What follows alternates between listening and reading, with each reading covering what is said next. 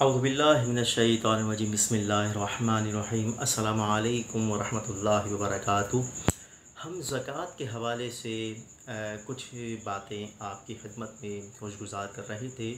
हमारा जो पहला हिस्सा हमने उसमें वो बातें बयान फरमाई कि जिनके बारे में कुरान और हदीस में इरशादात जो है ज़िक्र किए गए, और अहादीस करीमा वो अहादीस करीमा उन लोगों के बारे में जो ज़कात अदा नहीं करते ज़िक्र की गई कि ज़कात ना देना कितना सख्त गुनाह है, ये हराम काम है। और जो ज़कात देते हैं उनके लिए भी अहादीस में बिशारत दी गई है और खुशखबरी दी गई है, और माल में खैर व बरकत की यहाँ तक कि बिशारत भी अहादीस करीमा के अंदर मौजूद है। आज हम इंशाअल्लाह बहुत ही नादिर और नायाब जो टॉपिक हमने जो मुंतखब किया वो ज़कात के हवाले से और ज़कात के शरई मसाइल। यकीनन आपके जहन में भी बहुत सारे ज़कात के हवाले से सवालात आ रहे होंगे कि बैंक जो है वो ज़कात की कटौती करता है, ज़कात के नाम पर कटौती करता है, तो उसका कटौती करना शरअन कैसा है? क्या घर पर ज़कात है या दो दो घर हैं, क्या उस पर ज़कात होगी? इसी तरह मोबाइल फ़ोन या टीवी है या कुछ लोगों के पास आईफ़ोन होते हैं और लाखों के आते हैं, दो दो लाख, एक एक लाख, चार चार लाख के, क्या उस पर ज़कात होगी? इसी तरह जहेज़ या हज के लिए रक़म जमा करके रखी है या बच्चियों के जहेज़ के लिए रक़म जमा करके रखी, क्या उस पर ज़कात है? या अगर उसके पास दो दो गाड़ियां हैं या जहाँ पर वो रहता है और वो बंगला करोड़ों का घर है, क्या उस पर ज़कात होगी? बहुत सारे ऐसी बातें जो लोगों के जहन में वहम गुमान में बातें जो हैं वो घूमती रहती हैं। तो उस सूरत में बहुत ज़्यादा वो तशवीश के शिकार होते हैं और सवालात आप देखें सोशल मीडिया पे भरमार है सवालातों की। तो लिहाजा हमने जो है बहुत ही सहल तरीके के साथ, आसान तरीक़ों के साथ इंशाअल्लाह हम आपकी खिदमत में ज़कात के इंशाअल्लाह कोशिश करेंगे कि बिलजुमला सारे अक्सर मसाइल ज़कात के हवाले से और उसूल और क़वानीन और ज़वाबित जो रूल्स हैं इंशाअल्लाह हम आपको बता दें उसूल, और उसी पर आप जो है अपनी बातों को जो है उस पर क़यास करते हुए उससे ख़ुद ही मसला आप अख़ज़ कर लें। तो रूल्स इंशाअल्लाह मैं आपको भी कुछ आपकी खिदमत में रख दूँगा। सबसे पहले सवाल ये पैदा होता है जहन में कि ज़कात किस पर फ़र्ज़ है, क्योंकि रमज़ान में ज़कात अक्सर लोग जो है ज़कात निकालते। अच्छा, कुछ लोग बड़े शौक़ के साथ और बड़े फ़ख्र के साथ और ये यकीन रखते हुए कि जनाब मैं तो ज़कात निकालता हूँ और मैं ज़कात निकाल रहा हूँ, लेकिन वो ऐसे शख्स को ज़कात दे देता है जो ज़कात लेने का अहल नहीं।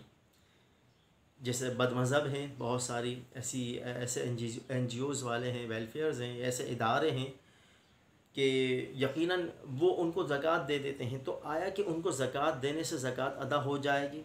या फिर ऐसे भी लोग हैं जो पेशावर बेकारी होते हैं, जो जिनको करोड़ों का ठेका मिला हुआ होता है, और बहुत सारी ऐसे लोग ज़कात के नाम पे पैसा निकाल रहे होते हैं और कुछ बेजा ज़कातें निकाल रहे होते हैं, उन पर हालांकि ज़कात फ़र्ज़ नहीं होती, जो ज़रूरत से ज़्यादा ज़कात निकाल देते हैं। तो अब ज़कात के बारे में अगर हम ये बातें समाअत कर लें जो मैं आपको बता रहा हूँ और इस पैगाम को आगे फैलाएं, सबको पहुँचाएं सदक़ा जारिया समझते हुए, तो इंशाअल्लाह बहुत फ़ायदा होगा।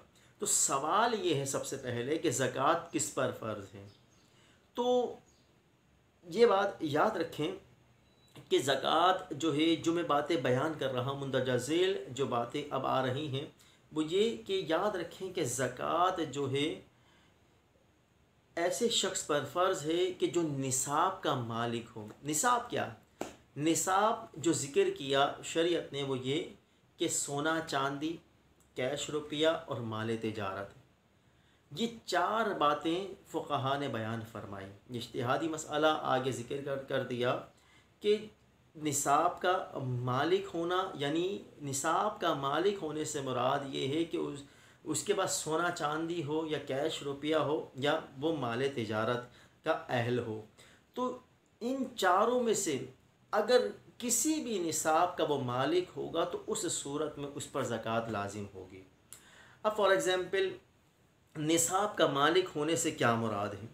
निसाब के मालिक होने से मुराद जो रिवायतों में आया, जो फ़ुक़हा ने जिससे इस्तेदलाल करते हुए बयान फरमाया, वो ये कि निसाब के मालिक होने से मुराद ये है कि सोना चांदी यानी सोने की भी जो है क़ुयूदात को बयान फरमाया कि सोना उस पर 7.5 तोला सोना हो, या चांदी के बारे में ज़िक्र फरमाया कि अगर उसके पास 7.5 तोला सोना नहीं तो फिर, या फिर ये कि 52.5 तोला चांदी हो। तो सोना या तो 7.5 तोला हो, अगर चांदी है तो फिर चांदी 52.5 तोला हो। अगर 52.5 तोला से कम यानी 52 तोला 51 तोला चांदी है तो ज़कात उस पर नहीं होगी। इसी तरह सोना, अगर 7.5 तोला सोना उससे कम है, 7 तोला है, 7.25 तोला है या 6 तोला है, तो उस पर ज़कात नहीं होगी, अगरचे इसकी रकम लाखों में जाए। तो अब सोना देखें, 1,35,000 रुपये का सोना बताया जा रहा है अपना 1 तोला। तो अब ये 7.5 तोला सोना जो है ये तकरीबन 9 लाख के करीब पहुंच जाएगा, 9 लाख के करीब करीब। तो अब आप देखें कि इतनी रकम बन रही है जो है 7.5 तोला सोना की। लेकिन 7.5 तोला सोना से अगर उसके पास सोना थोड़ा सा भी कम है, 7.25 तोला या फिर 7 तोला, तो अगरचे इसकी रकम जो है वो लाखों में चली जाए फिर भी उस पर ज़कात नहीं होगी।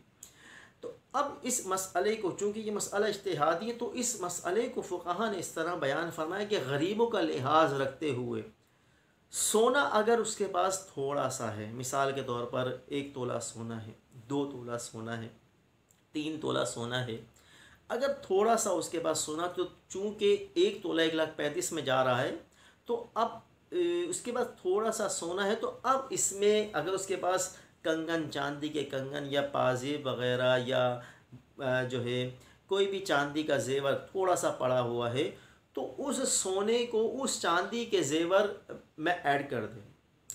तो अब इस चांदी को इस सोने के साथ उसने ऐड किया, तो इस सूरत में अब ये जो ज़कात निकालेगा ये चांदी के हिसाब से, यानी 52.5 तोला चांदी के हिसाब से निकालेगा। अब अगर किसी के पास सोना नहीं है तो वो 52.5 तोला चांदी अगर उसके पास है, और 52.5 तोला चांदी से अगर कम है तो ज़कात नहीं, 52.5 तोला या इससे ज़ायद है तो उस सूरत में उस पर ज़कात होगी। ये उसूल बयान फरमाया।